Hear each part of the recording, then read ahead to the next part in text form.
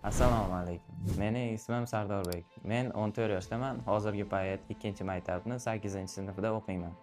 Men KJLga 2024-yili yozgi ta'tilda kelganman va kompyuterda hech nima bilmaganligim uchun 1 oy kompyuter savodxonligini o'qiganman va undan keyin men front-end sohasini tanlaganman. Lekin maktab boshlanib qolganligi uchun o'qiy olmaganman. Keyingi yili yozgi ta'til boshlanganda men front-endni o'qishni boshlaganman va 7 oydan so'ng tugatganman. Meni KJLga kelishim ajoyib bo'lgan.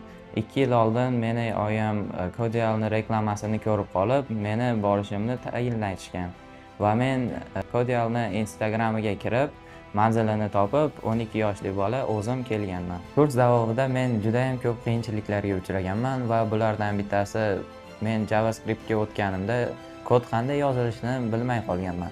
Lekin mening ustozim menga yordam bergan va men bu bilimlarni egallaganman. Kursni tugatganimdan keyin bir nechta real loyihalar qilganman va bulardan bittasi Al-Azimbek Shifoga reklama saytini qilib berganman va u sayt ularga yoqqanligi uchun menga ikkinchi saytni qilishga berishgan. U sayt Al-Azimbek Shifoni CRM tizimi bo'lgan.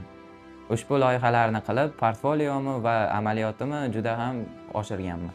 Men kabi yosh o'quvchilarni yozgi ta'tilni behuda ketkazmasdan KJLga kelib dasturlashni o'qishlikni tavsiya qilaman. Ushbu natijalarga erishganimga oyijonimga, ustozimga va KJL jamoasiga kattakon rahmat deyman.